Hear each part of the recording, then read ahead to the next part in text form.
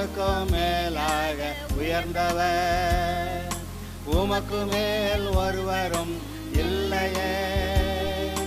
அல்லேலூயா, அல்லேலூயா, அல்லேலூயா, ஆமென். அல்லேலூயா, அல்லேலூயா, அல்லேலூயா, ஆமென். ஒருவரால் சிருஷ்டிக்கப்படாமலே தாமாக என்றென்றும் இருப்பவர். இப்போதும் கூட விசுவாசம் பற்றி தொடர்ந்து படித்து கொண்டிருக்கிறோம். தொடர்ந்து தேவனுடைய வார்த்தையை விசுவாசிக்கிறது அவசியம் என்று, எப்படி விசுவாசிக்கிறோமோ அப்படி நமக்கு நடக்கும் என்று நமக்குள்ளே இந்த விசுவாசம் வளர வேண்டும். பல சமயங்களிலே அந்த விசுவாசம் இருக்கிறது, ஆனால் அது பூரணமாக இல்லை. ஆபிரகாம் கர்த்தரை விசுவாசித்தான், அதை அவனுக்கு நீதியாக எண்ணினார். அவன் விசுவாசித்தான், ஆனால் ஈசாக்கை பெற்றுக்கொள்கிற அளவுக்கு விசுவாசம் உடனே இருக்கலை. அவன் கர்த்தருடைய சமூகத்தில் உத்தமமாய் நடந்து கொண்டு வந்தான். அங்கே ஒன்று ரெண்டு பிரச்சனைகள்லாம் இருந்திருக்கலாம், ஆனால் அவன் உத்தமமாய் நடந்து கர்த்தரை விசுவாசித்தான். கடைசி நேரத்தில் இருக்கிற விசுவாசம் இன்னுமே போயிடுச்சு, இனிமேல் விசுவாசிக்க முடியாதுன்னு சொல்லி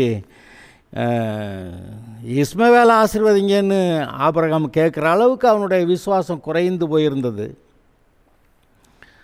ஆனாலும் கூட கர்த்தர் அவனுக்கு என்ன பேசணுமோ பேசி மறுபடியும் அவனுக்குள்ளே விசுவாசத்தை வளர பண்ணி அந்த நேரத்தில் ஒரு பூரணமான விசுவாசத்தை அவனுக்குள்ளே உண்டாக்கினார். நம்ம ஏற்கனவே வாசிச்சிருக்கோம், எபிரேயர் 12வது அதிகாரத்தில் முதல் வசனத்தில் விசுவாசத்தை நமக்குள் ஆரம்பிக்கிறவரும் பிறகு அதை பூரணப்படுத்துகிறவருமாகிய இயேசு என்று வாசித்திருக்கிறோம். இன்றைக்கு நம்முடைய வாழ்க்கையில் நம்மை பற்றி தேவன் ஒரு திட்டம் வைத்திருக்கிறார். அந்த திட்டத்தின் வழியாக நம்மை நடத்துவார். கர்த்தர் நமக்கு போட்டிருக்கிற திட்டத்தை விட நம்ம ஒன்றும் பெரிய நல்ல திட்டம் போட முடியாது. ஆதலால் தேவனை அறிந்த நாம், அவர் நம்மை எங்கே எப்படி நடத்துகிறார் என்பதை நாம் கவனித்து அதன் வழியாக செல்வது நமக்கு நல்லது. ஆக அவர் பேசுகிறதை கவனிக்க வேண்டும், அதை நம்ப வேண்டும். ஆபிரகாம் கர்த்தர் சொன்னதை நம்பினான். நம்பி சொந்த ஜனங்களை விட்டு, தேசத்தை விட்டு, மக்களை விட்டு கிளம்பி வந்துட்டான். ஆக அந்த விசுவாசத்தின்படி செயல்படுகிறான். ஆனால் ஈசாக்கை பெற்றுக்கொள்கிற அளவுக்கு அவனுக்கு இன்னும் விசுவாசம் வரலை, அந்த விசுவாசம் பூரணப்படலை. அதனால் கர்த்தர் சொல்கிறார், உன் சந்ததிக்கு இந்த தேசத்தை தருவேன், அதில் நீ நடந்து தெரியும், அந்த பகுதி பூரா உன்னுடைய சந்ததிக்கு கொடுப்பேன். கடற்கரை மணலை எண்ண முடியுமா, அதுபோல் உன் சந்ததி இருக்கும். ஆகாயத்து நட்சத்திரங்களை எண்ண முடியுமா, அதுபோல் உன் சந்ததி இருக்கும். உன் சந்ததியிலே ராஜாக்கள் பிறப்பார்கள். அப்படியெல்லாம் சொல்லி அநேக காரியங்களை சொல்லிக்கிட்டே வர்றாரு. சொல்ல சொல்ல சொல்ல கேட்க கேட்க கேட்க அவனுக்குள்ளே விசுவாசம் வளர்கிறது. ஒரு நேரம்னாக்கா அவன் விசுவாசமே இல்லாமல் போனது போல், நீர் இஸ்மவேல் ஆசீர்வதிக்குன்னு சொன்னபோது அப்போ தான் கர்த்தர் ஆபிரகாமுக்கு ஒரு டோஸ் விட்டது போல் கடினமாக பேசினார்னு நம்ம நினைக்கலாம். ஏன்னா அந்த வசனம் அப்படி இருக்கிறது. சாதாரணமாக வாசித்தா அது நமக்கு விளங்காது. கர்த்தர் ஆபிரகாமை விட்டு எழுந்தள்ளி போனார் அப்படி இருக்கும். ஆனால் அதை ஒரிஜினலில் அதை வாசிக்கிறப்ப அவர் கோச்சிக்கிட்டு போன மாதிரி, ஏன்டா நான் உன்னை ஈசாக்கு மூலமாக ஆசீர்வதிப்பேன்னு சொல்ல, ஈசாக்கு மூலமாக உன் சந்ததி ஆசீர்வதிக்கப்படும் சொல்ல நீ வாட்டுக்கு வேறு ஏதாவது பேசிக்கிட்டு இருக்க அப்படின்னு அவர் கோபத்தில் பேசின மாதிரி பேசிட்டு போனதாக அங்கே ஒரிஜினல் இதில் பார்க்கலாம். ஆக இன்று நமக்குள்ளே விசுவாசத்தை வளர பண்ணுகிறவர். ஆபிரகாமுடைய வாழ்க்கை திட்டம் வேறு, ஈசாக்கு கர்த்தர் வைத்திருந்த வாழ்க்கை திட்டம் வேறு, யாக்கோபுக்கு கர்த்தர் வைத்திருந்த வாழ்க்கை திட்டம் வேறு, யோசேப்புக்கு கர்த்தர் வைத்திருந்த வாழ்க்கை திட்டம் வேறு. அதே போல் எலியா, எலிசா, தாவீது, ஒவ்வொரு முக்கியமான ஆட்களையும் பார்த்திங்கன்னா அவர்களுடைய வாழ்க்கையில் தேவன் வித்தியாசமான திட்டங்களை வைத்திருந்தார். எல்லாரையும் ஒரே மாதிரி தீர்க்கதரிசியாக, ஒரே மாதிரி ராஜாக்களா அப்படி வைக்கலை. ஏன்னா ராஜாவை வச்சுருந்தா அந்த சூழ்நிலைகள் வித்தியாசமாக இருக்கிறது. தீர்க்கதரிசிகளை வச்சா அந்த இடத்துல சூழ்நிலைகள் வித்தியாசமாக இருக்குது. எரேமியா வந்து இஸ்ரவேல் ஜனங்கள் சிறைப்பட்டு போகிற காலத்தில் அவன் தீர்க்க தரிசனம் சொல்லிக்கிட்டு இருக்கான். ஆனால் 100 வருஷத்துக்கு முன்னாடியே ஏசாயா தீர்க்கதரிசி இப்படி சிறைப்பட்டு போக வாய்ப்பு இருக்குது, போகாதீங்க அப்படின்னு சொல்லிவிட்டு, அப்படி போனால் கர்த்தர் திருப்பி கொண்டு வருவாருங்கிறதெல்லாம் அதெல்லாம் தீர்க்க தரிசனமாக சொல்லியிருந்திருக்கிறான். ஆக ஒவ்வொருவருக்கும் கர்த்தர் வைத்திருக்கிற திட்டம் வேறு. அந்த திட்டத்தின்படி அவரவருடைய வாழ்க்கை திட்டத்தின்படி தேவன் அவர்களை வழிநடத்த அவ்வப்போது பேசி நடத்துகிறார் என்று நீங்கள் கவனிக்க வேண்டும். இன்றைக்கும் கூட கடந்த செய்தியிலே தாவீது எப்படி கர்த்தரை விசுவாசித்து கோலியாத்தை ஜெயித்தான் என்று நாம் பார்த்தோம். இன்றும் கூட ஒரு சில அதே தாவீதை பற்றிய விசுவாசத்தில் ஒரு சில காரியங்களை இன்னும் நாம் பார்க்கலாம். பாருங்க, பெலிஸ்தர் யுத்தம் பண்ணுகிறதற்கு தங்கள் சேனைகளை சேர்த்து யூதாவில் உள்ள சோக்கோவிலே ஒருமித்து கூடி சோக்கோவுக்கும் அசக்காவுக்கும் நடுவே இருக்கிற எபஸ்தம்மீமிலே பாளையம் இறங்கினார்கள். அப்போ பெலிஸ்தர்கள் அது இஸ்ரவேல் ஜனங்களுக்கு ரொம்ப பிரச்சனையாக இருந்தவங்க இந்த பெலிஸ்தர்கள். இவங்க இஸ்ரவேலர் எப்பெல்லாம் பாவம் செய்வாங்களோ அப்போல்லாம் சுற்றிலுமாக இருக்கிற தேசத்து மூலமாக ஒரு பிரச்சனையை கர்த்தர் அனுமதிச்சிருவார். அதில் சம்மந்தப்பட்ட ஆட்கள் யார்? சீரிய தேசத்தார், ஏன் அசீரியா தேசத்திலிருந்து, பிறகு பாபிலோன் தேசத்திலிருந்து. ஆனால் இவர்கள் தேசத்தை சுற்றி இருக்கிற அம்மோனியர், மோவாபியர், ஏதோமியர், பெலிஸ்தர், இந்த பக்கத்தில் தெற்கன் எகிப்தியர், தீரு பட்டணம், இந்த மாதிரி சில சுற்றிலுமாய் இருக்கிற தேசத்து மக்கள் மூலமாய் தேவன் இஸ்ரவேலருக்கு பிரச்சனைகளை அனுமதித்தார். எப்போ? இவர்கள் கர்த்தருக்கு விரோதமாய் பாவம் செய்தபோது. அப்படி ஒரு காலகட்டத்தில் தான் பாருங்கள், பெலிஸ்தர்கள் வந்து இப்போ இஸ்ரவேலரை பிடிக்கும்படி யுத்தத்துக்கு வருகிறார்கள். என்ன காரணம்னு சொல்கிறேன். சவுல் ராஜாவாக இருக்கிறான். ஆனால் அந்த சவுல் என்ன செய்கிறான்? தாவீது மேலே ரொம்ப காய்மகாரமாக இருக்கிறான் ஒரு நேரம். இப்போ தான் தாவீது அழைப்பு வருது. ஆனால் பின்னாடி பாருங்கள், அவனுக்கு கர்த்தர் சொல்கிறபடி கேட்கக்கூடிய மனநிலை இல்லை. இந்த சத்துருக்கள்லாம் போய் அழிச்சிட்டு வான்னு சொன்னால் அதில் ஆடு மாடுகள்லாம் முதல் தரமானவைகள்லாம் திருப்பி கொண்டு வந்தான்னு போட்டிருக்கு. எங்கேயோ கர்த்தருடைய வார்த்தை கீழ்ப்படியாததுனால அவனை விட்டுட்டு கர்த்தர் தாவீதை ராஜாவாக்குறாரு. அதுக்கு இந்த காரியங்களெல்லாம் நான் பார்க்குறேன். 1 சாமுவேல் 16 கர்த்தர் வந்து தாவீதை ராஜாவாக அபிஷேகம் பண்ணுறாரு. 1 சாமுவேல் 16 12வது வசனம், ஆள் அனுப்பி அவனை அழைப்பித்தான். அவன் சிவந்த மேனியும் அழகிய கண்களும் நல்ல ரூபமுள்ளவனுமாயிருந்தான். அப்பொழுது கர்த்தர், இவன்தான், நீ எழுந்து இவனை அபிஷேகம் பண்ணு என்றார். தாவீதை ராஜாவை அபிஷேகம் பண்ண சொல்லி சாமுவேலை கர்த்தர் அனுப்பியிருக்கிறாரு. அந்த குறிப்பிட்ட ஊருக்கு போயிட்டான், அந்த வீட்டுக்கும் போயிட்டான். அங்கே போய் உன் பிள்ளையெல்லாம் கூட்டிவான்னு சொன்னாக்க 7 பேர் சகோதரர்களை கொண்டு வந்து முன்னாடி நிறுத்தினா ஒவ்வொருத்தரையாக பார்த்துட்டு சாமுவேல் சொல்கிறான், இவன் இல்லை. 2வது வந்தால் இவன் இல்லை, 3வது வந்தால் இவன் இல்லை, 5 வந்தால் இவன் இல்லை, 6 வந்தால் இல்லை, 7 பேர் வந்தால் 7வது ஆளும் இல்லை. ஆளை பார்த்த ஒரு பாடு தான் சாமுவேலுக்கு தெரியுது இவனா இல்லையான்னு. ஆட்களை இந்த 7 பேரையும் பார்த்தோன்னே இவன் இல்லைன்னு திட்டமாக சொல்லிட்டான்.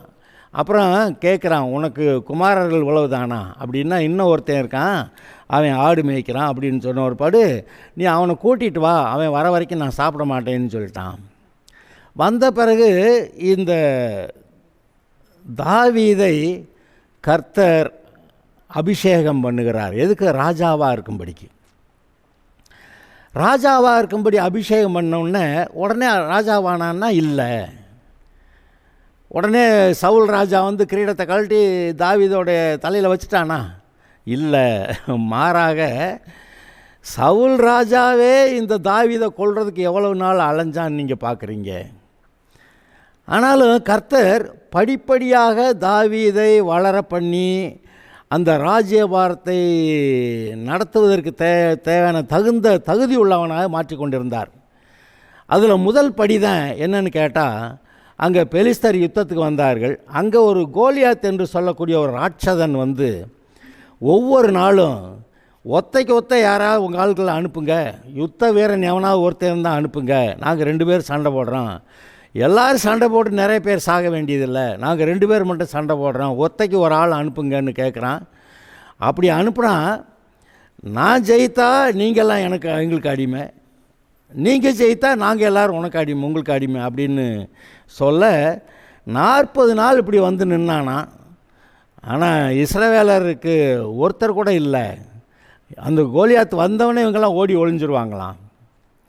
ஆனால் அருமையானவர்களே, ஒரு நேரம் வந்தது, கர்த்தர் தாவீதை அங்கே அந்த பாளையத்துக்கு அனுப்புகிறாரு. எப்படி?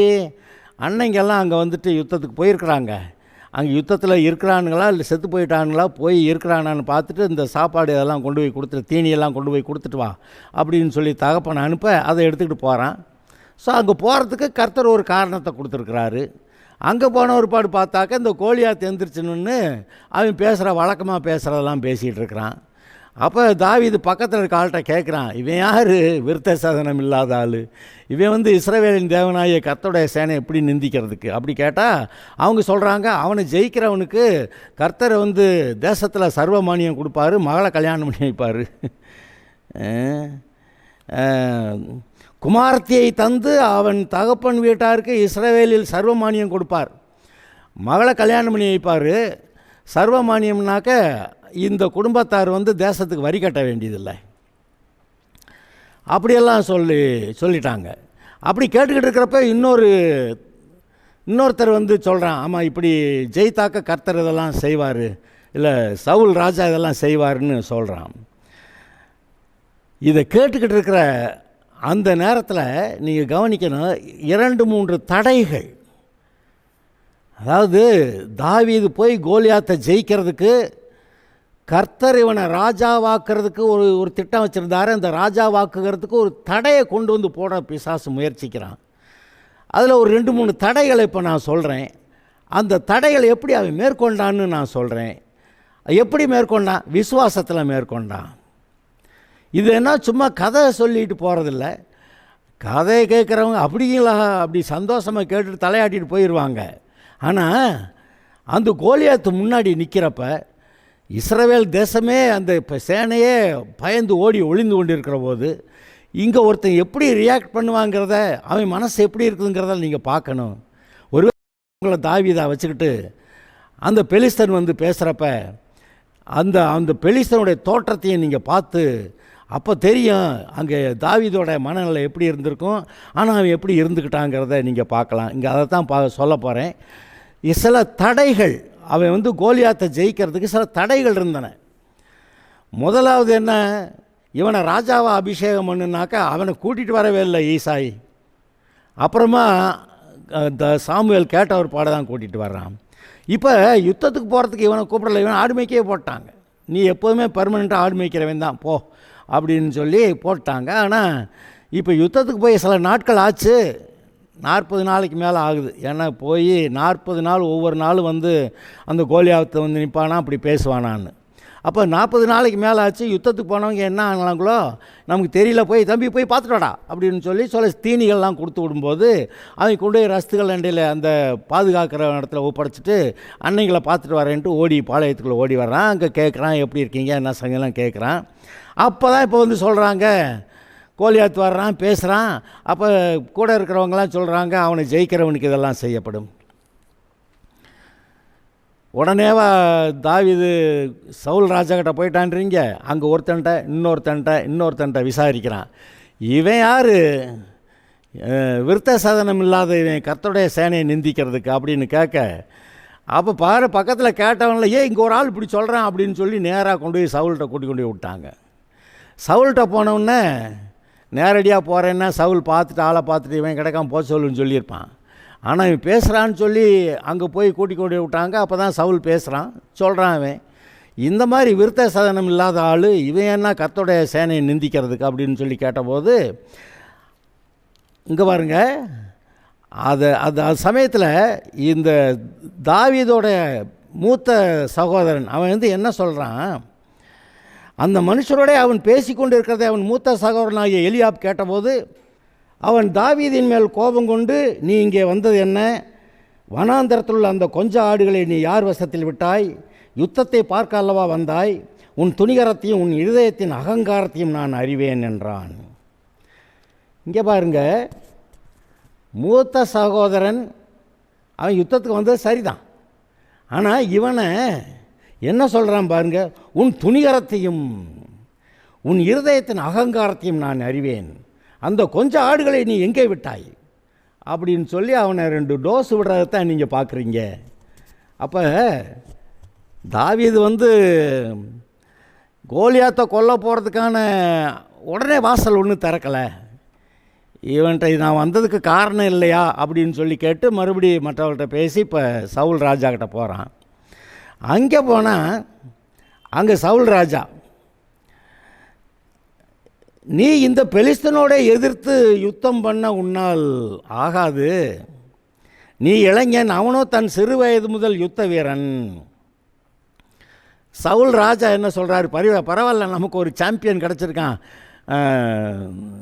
அங்கே கோலியாத்தோட யுத்தம் பண்ணுறதுக்கு ஒரு ஆள் கிடச்சிருக்கான்னு நினைக்காம இவன் ஆளை, அதாவது ஆவிக்குரிய ரீதியில் அவன் கணக்கு பண்ணலை, சரீர பிரகாரமாக இயற்கையில் இருக்க பலத்தை பார்த்து அவன் கணக்கு பண்ணுறான். அவன் என்ன சொல்கிறான், நீ இளைஞன், அவனும் தன் சிறு வயது முதல் யுத்த வீரன், நீ இந்த பெலிஸ்தனோட எதிர்த்து யுத்தம் பண்ண உன்னால் முடியாது, ஆகாது. ஒரு பெரிய தடையை கொண்டு வந்து போடுறான் பாருங்க. தாவீதோட சொந்த அண்ணே அவனு திட்டுறான், உன்னோட துணிகரத்தை நான் அறிவேன், உன்னோட இருதயத்தின் அகங்காரத்தை நான் அறிவேன், இந்த ஆடுகளை எங்கடா விட்ட அப்படின்னு சொல்லி அவன் திட்டுறான். அதுக்கு மடங்கி போயிருந்தால் போனது தான். இப்போ சவுல் வேறு இப்படி வேறு சொல்கிறத கேட்டால் ராஜாவே சொல்கிறாரு, என்ன செய்கிறது அப்படின்னு அவன் நினைக்கல. அவன் இருதயத்துக்குள்ளே இன்னும் உள்ள ஒரு வேகம் இருக்கிறது.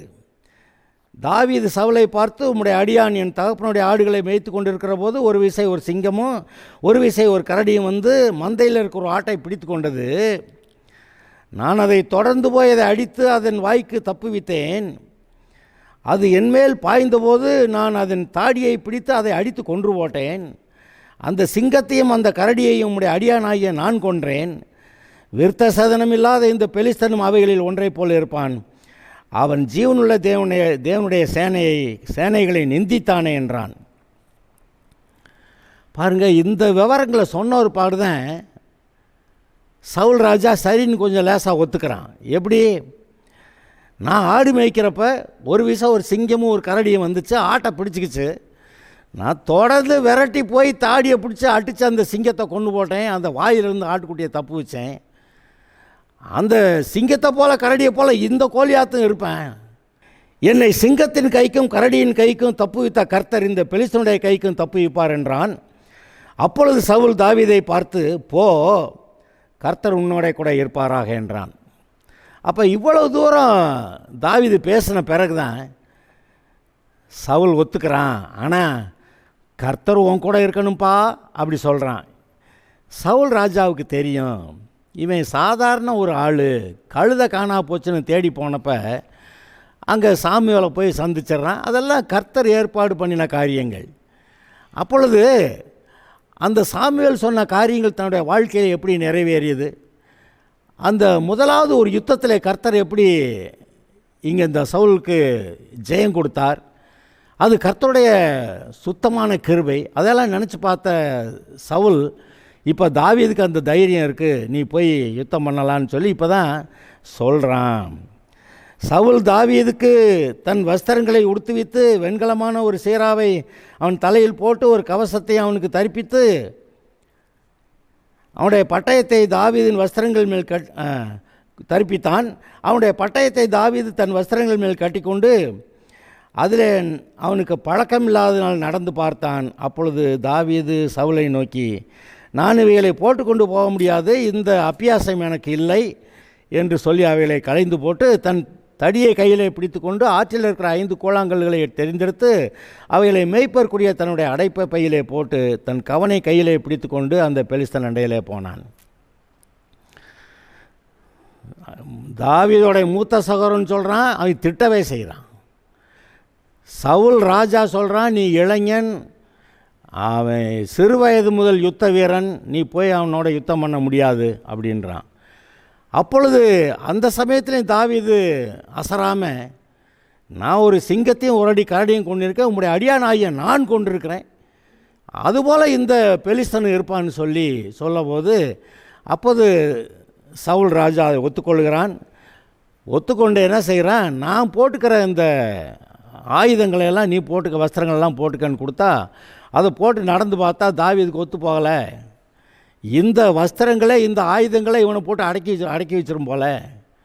அதனால் எல்லாத்தையும் கழட்டி வச்சுட்டு தன்னுடைய வழக்கத்தின்படியே அவன் இப்போ ஒரு கவன் கல் தடி ஆடு மேய்க்கிறப்ப இதான் இருக்கும், அதை எடுத்துகிட்டு அவன் போகிறேன்றான். ஆக இந்த தடைகளை அவன் தாண்டினான். ஒவ்வொரு தடவையும் இந்த தடைகளை தாண்டுவதற்கு அவனுக்கு விசுவாசம் தேவை. சகோதரன் திட்டுறப்ப இல்லை கர்த்தர் என்னோட கூட இருப்பார்னு அதை அவன் திட்டுறதை தாண்டி விசுவாசித்து முன்னேறுகிறான். சவுல் நீ இளைஞன் யுத்தம் பண்ண முடியாதுன்னு சொல்கிறப்ப அப்போவும் இவனுக்குள்ளே இருந்த விசுவாசம் தான் அவனை வேகமாக முன்னேற வைக்குது. அதுக்கப்புறமா இவன் விசுவாசத்தில் என்ன பேசுகிறான் பாருங்கள், ஒரு சிங்கமும் கரடியையும் நான் கொண்டிருக்கிறேன், அதுபோல் இந்த பெலிஸ்தன் இருப்பான். அப்போ அது விசுவாச வார்த்தை. அந்த விசுவாசம் பூரணமாக இருந்தது, ஒரு உறுதியாக இருந்தது. அது ஏதோ சும்மா இப்போ நம்மெல்லாம் திடீர்னு விசுவாசிக்க முடியுமானா அப்படியெல்லாம் திடீர்னுலாம் நமக்கு விசுவாசிக்க முடியலை. ஒரு பெரிய காரியத்தை செய்வதற்கு படிப்படியாக விசுவாசத்தில் நாம் வளர்ந்து வர வேண்டியதாக இருக்கிறது. அப்படி விசுவாசத்தில் வளர்ந்து வரும்போது ஒரு நேரத்தில் கோலியாத்தை நம்ம கொள்ளலாம். அதாவது நீங்கள் உங்களுடைய வாழ்க்கையில் வரக்கூடிய சிங்கத்தையும் உங்களுடைய வாழ்க்கையில் வரக்கூடிய கரடியையும் நீங்கள் ஜெயித்த பிறகு தான் நீங்கள் கோலியாத்தை கொள்றதுக்கு நீங்கள் ஆயத்தம் ஆவீங்க, ரெடி ஆவீங்க. கர்த்தர் அதுபோல் தாவீதை ஆயத்தம் பண்ணியிருக்கிறாரு. அவனுக்குள்ளே விசுவாசத்தை வளர்த்துருக்கிறாரு. யாருக்கு? இருதயத்தில் உத்தமம் இருக்கிறவர்களுக்கு. அவன் எப்போது கர்த்தரின் மேய்ப்பராக இருக்கிறார், நான் தாழ்ச்சி அடைவதில்லை. என்ன பாடுறான், சத்துருக்களுக்கு முன்பாக கர்த்தர் எனக்கு ஒரு பந்தி ஆயத்தம் பண்ணி என் தலையை எண்ணெயால் அபிஷேகம் பண்ணுகிறார், என் பாத்திரம் நிரம்பி வழிகிறது சொல்கிறான்ல. மறுநேரலின் பள்ளத்தாக்கிலும் நான் பொல்லாப்புக்கு பயப்படேன், உமது கோலும் தடியும் என்னை தேற்றும். என்ன மாதிரியான அறிக்கை பாருங்கள். என்னுடைய ஜீவனுள்ள நாளெல்லாம் நன்மையும் கிருபையினை தொடரும். என்ன மாதிரியான அறிக்கை பாருங்கள். ஆக இப்படியெல்லாம் அறிக்கை பண்ணி விசுவாசத்தில் வளர்ந்து படிப்படியாக சில தடைகளை தாண்டி அதை விசுவாசத்தில் முன்னேறி அவன் காரியங்களை செய்தான் என்று நீங்கள் கவனிக்க வேண்டும். கடைசி நேரத்தில் அந்த பெலிஸ்தனை பற்றி ஒரு விவரம் சொல்லப்படுகிறது, அதை வாசிக்கிறேன். பெலிஸ்தனும் நடந்து தாவீதண்டைக்கு கிட்டி வந்தான், பரிசையை பிடிக்கிறவன் அவனுக்கு முன்னாக நடந்தான். பெலிஸ்தன் சுற்றி பார்த்து தாவீதை கண்டு அவன் இளைஞனும் சௌந்தரியமான ரூபமுள்ளவனும் சிவந்த மேனியுமாய் இருந்தபடியினால் அவனை அசட்டை பண்ணினான். பெலிஸ்தன் தாவீதை பார்த்து நீ தடிகளோட இடத்துல வர நான் நாயா என்று சொல்லி அவன் தன் தேவர்களை கொண்டு தாவீதை சபித்தான். சும்மாவே வஞ்சிருக்கலாம். அவன் தன்னுடைய தேவர்களை கொண்டு தாவீதை சபித்தான் அப்படின்னு இங்கே எழுதியிருக்கு. ஏன்னா இவன் ஆள் நிற்கிற வாட்ட சாட்டமாக எத்தனை அடி உயரம், எவ்வளோ வெயிட்டு, இவன் பிடிச்சிருக்க பட்டயம் எப்படிப்பட்டது, இவன்கிட்ட வரலாமா, எவனு வர முடியுமா அப்படின்னு சொல்லி அவனே திட்டிருக்கலாம். ஆனால் அவன் சப்போர்ட்டுக்கு தன்னுடைய தேவர்களை கொண்டு தாவீதை சபிக்கிறான். பின்னும் அந்த பெலிஸ்தன் தாவீதை பார்த்து இடத்துல வா, நான் உன் மாம்சத்தை ஆகாயத்து பறவைகளுக்கும் காட்டு மிருகங்களுக்கும் கொடுப்பேன் என்றான். அப்போ இந்த பெலிஸ்தன் கோலியாத்து பேசுகிறதே அவனை கண்டவுடனே இஸ்ரவேலர்லாம் ஓடுறாங்க. இந்த பேச்சை கேட்டால் அதை விட ரொம்ப பயம், அவங்க ஓடியே போயிடுறாங்க. ஆனால் இவன் என்ன சொல்கிறான், நீயாவது என்னை வெட்டி கொண்டுட்டு நீ ஆகாயத்து பறவைக்கும் காட்டு மிருகங்களுக்கு என்னை கொடுக்குறியா அப்படி சொல்லிவிட்டு அப்படி எழுதலாம். அதை நான் சொல்கிறேன், அப்படியெல்லாம் சொல்லிட்டு தான் அவன் செஞ்சுருப்பேன். அதற்கு தாவீது பெலிஸ்தனை நோக்கி நீ பட்டயத்தோடும் ஈட்டியோடும் கேடகத்தோடும் இடத்துல வருகிறாய், நானோ நீ நிந்தித்த இஸ்ரவேலுடைய இராணுவங்களின் தேவனாகிய சேனைகளுடைய கர்த்தருடைய நாமத்தினாலே உடத்தில் வருகிறேன். டேய், நீ வெறும் ஈட்டியையும் நீ பட்டயத்தையும் நம்பிக்கிட்டு இருக்கிற, நான் யார் நம்புகிறேன் தெரியுமா? இஸ்ரவேலின் தேவனாகிய கர்த்தர், சேனைகளின் கர்த்தர் சுத்த அவருடைய நாமத்தில் நான் வர்றேன் அப்படி சொல்லிட்டு இன்றைய தினம் இப்போ தான் பார்க்குறான், பேசுகிறான். இன்றைய தினம் கர்த்தர் உன்னை என் கையில் ஒப்பு கொடுப்பார், நான் உன்னை கொன்று உன் தலையை உன்னை விட்டு வாங்கி. எப்படி தைரியமாக சொல்கிறான்? இந்த உபாகமத்தில் எழுதியிருக்குள்ள உன் சத்துருக்கள் உனக்கு விரோதமாய் புறப்பட்டு வருவார்கள், ஒரு வழியாய் புறப்பட்டு வருவார்கள், 7 வழியாய் ஓடி போவார்கள்னு. அதே போல் சங்கீதம் 28 இவன் தான் பாடி வச்சிருக்கிறான், என்னுடைய சத்துருக்களின் பிடரியை இடத்துல ஒப்பு கொடுக்கிறீர் அப்போ நான் அவர்களை சங்கரிப்பேன். நான் அவர்களை சங்கரிக்கும்படியாக என்னுடைய சத்துருக்களின் பிடரிய இடத்துல ஒப்புக் கொடுக்கிறீர். என்ன வார்த்தைகள் பாருங்கள். இன்றைக்கு அந்த மாதிரி வார்த்தைகள்லாம் இந்த தாவீதுக்கு ரொம்ப பிரயோஜனமாக இருக்கும். நான் உன்னை கொன்று உன் தலையை உன்னை விட்டு வாங்கி பெலிஸ்தருடைய பாளையத்தின் பிணங்களை இன்றைய தினம் ஆகாயத்து பறவைகளுக்கும், இன்றைய தினமே இன்றைக்கே ஆகாயத்து பறவைகளுக்கும் பூமியின் காட்டு மிருகங்களுக்கும் கொடுப்பேன். அதனால் இஸ்ரவேலில் தேவன் ஒருவர் உண்டு என்று பூலோகத்தார் எல்லாரும் அறிந்து கொள்வார்கள். இந்த ஸ்டேட்மெண்ட் தான் நான் சொன்னேன் முதல்லையே. தாவீது பேசுகிறப்ப அங்கே அந்த பெலிஸ்தருக்கும் இஸ்ரவேலருக்கும் மட்டும்தான் யுத்தம். அப்போ இவங்க சண்டை போட்டுக்கிட்டாங்கய்யா, அந்த பொடியை அந்த பெலிஸ்தனை கோலியாத்தை கொண்டுட்டான்னு சுற்றியில் இருக்கிற ஒரு சில நாடுகளில் பேசுவாங்க. ஆனால் இங்கே என்ன சொல்லப்படுகிறது? இஸ்ரவேலிலே தேவன் ஒருவர் உண்டென்று பூலோகத்தார் எல்லாரும் அறிந்து கொள்வார்கள். இது கொஞ்சம் விசேஷமான வார்த்தை தான். கர்த்தர் ஆபிரகாம் பார்த்து சொன்னாராம், பூமியில் இருக்க சகல ஜாதிகளும் உனக்குள் ஆசீர்வதிக்கப்படும்னு. அது எப்படி? ஆபிரகாமுக்கு முன்னாடி குடியிருந்த ஆட்கள்லாம் ஏற்கனவே பல தலைமுறை போயிடுச்சா, 2000 வருஷமாக. அப்புறம் அவங்கெல்லாம் எப்படி ஆசீர்வதிக்கப்படுறதுன்னு நமக்கு விளங்கலை. ஆனால் ஆபிரகாமுக்கு விளங்கியிருக்கோம். அங்கே ஒரு சந்ததி கிறிஸ்து, அது மூலமாக அங்கே ஆதாமுடைய காலத்திலேருந்து கடைசியாக வர்ற மனுஷன் வரைக்கும் ஆபிரகாமுக்குள்ளே ஆசீர்வதிக்கப்படுவாங்கிறத கர்த்தர் சொன்னதை அவன் விசுவாசிச்சிருக்கான். அதுபோல் இவன் ஒரு விசுவாசத்தில் பேசுகிறான் பாருங்க. பூலோகத்தார் எல்லாரும் அறிந்து கொள்வார்கள். யார்? இஸ்ரவேலிலே தேவன் ஒருவர் உண்டென்று. கர்த்தர் பட்டயத்தினாலும் ஈட்டினாலும் ரட்சிக்கிறவர் அல்ல என்று இந்த ஜனக்கூட்டமெல்லாம் அறிந்து கொள்ளும். யுத்தம் கர்த்தருடையது, அவர் உங்களை என் கையில் ஒப்பு கொடுப்பார். இது ரொம்ப இன்ட்ரெஸ்டிங் தான். யுத்தம், பிரச்சனை, பயங்கரங்கள் அதிகமாகும் போது இவனுக்கு தைரியம், கர்த்தர் தான் இவனுக்கு தைரியம் கொடுத்து நடத்துகிறாரு. ஆனால் என்ன சொல்லிட்டான்? யுத்தம் கர்த்தருடையது, அவர் உங்களை எல்லாரும் என்கிட்ட ஒப்பு கொடுப்பார். அப்பொழுது அந்த பெலிஸ்தன் எழும்பி தாவீதுக்கு எதிராக கட்டி வருகையில் தாவீது தீவிரமாக அந்த சேனைக்கு அந்த பெலிஸ்தருக்கு எதிராக ஓடி தன் கையை அடைப்பத்தில் போட்டு அதிலிருந்து ஒரு கல்லை எடுத்து கவனில் வைத்து சுழற்றி பெலிஸ்தனுடைய நெற்றியில் பட எறிந்தான். அந்த கல் அவன் நெற்றியில் பதிந்து போனதினால் அவன் தரையிலே முகம் குப்புற விழுந்தான். இங்கே தான் விசுவாசமும் அங்கே ஒரு அற்புதமும். நீங்கள் நினைக்கலாம், தாவீது கல்லை விட்டு எறிஞ்சான், அது கரெக்டாக பட்டுச்சுங்க, செத்து போயிட்டான், அப்படி சொல்லலாம். ஆனால் இதற்கு பின்னால் ஒரு பெரிய விசுவாசம் இருந்தது. அந்த விசுவாசத்தின்படி செயல்படுகிற கர்த்தர் அங்கே இருந்தார். அற்புத விதமாய் கர்த்தர் இந்த சிறு பையனை வைத்து அவ்வளோ பெரிய பெலிஸ்தர்களுடைய சேனைகள்லாம் கலங்கடித்து, இவன் பெலிஸ்தருடைய வீரன் செத்தானோன்னு எல்லாரும் ஓட்டம் பிடிச்சிட்டாங்க. அப்போ அவங்க எல்லாம் யாரை நம்பிக்கிட்டு இருந்தாங்க? இந்த ஒரு கோலியாத்தை நம்பிக்கிட்டு இருந்தாங்க. அப்போ அவங்கெல்லாம் தங்களுக்கு பலனே இல்லையா? ஏன் கொஞ்சமாக சண்டை போட்டுக்கலாம்ல? ஆனால் முடியாது. கர்த்தர் அங்கே கர்த்தரை எகிப்தியரை கலங்க பண்ணினார்கள்னு போட்டிருந்துச்சு. இங்கே பாருங்கள், கர்த்தர் இந்த பெலிஸ்தியர்களை கலங்க பண்ணி விரட்டியிருக்கிறாரு. அற்புதம் நடந்தது.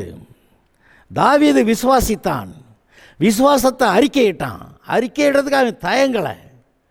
அவன் அறிக்கையிடுறான், இன்றைக்கு நான் உன் தலையை உன்னை விட்டு வாங்கி ஆகாயத்து பறவைக்கும் காட்டு மிருகங்களுக்கும் உன் தேசத்தை ஜனங்களை அந்த சேனைகளின் அந்த மாம்சத்தை கொடுப்பேன். அப்படி எவ்வளோ தைரியமாக சொல்கிறான். அந்த தைரியம் பாருங்கள் அங்கே வேலை செய்தது, அற்புதத்தை கொண்டு வந்தது. தாவீது எப்படி விசுவாசத்தில் வளர்ந்திருந்தான் என்று பார்க்குறோம். இன்னும் சில விஷயங்களை கூட கவனிப்போம். இப்பொழுது தாவீது எப்படி விசுவாசத்தில் வளர்ந்தான் என்று சொன்னேனோ, எப்படி தடைகளை தாண்டி அவன் முன்னேறினான் என்று சொன்னேனோ, அதுபோல் நீங்களும் விசுவாசத்தில் வளர வேண்டும், தடைகளை தாண்ட வேண்டும். உங்களுடைய வாழ்க்கையில் வருகிற கோலியாத்தை நீங்கள் கொல்லுவீர்கள். கர்த்தர் வைக்கிறபடி உங்களை அவர் சொல்லுகிறபடி உங்களை ராஜாவாக வைப்பார். Okay, God bless you.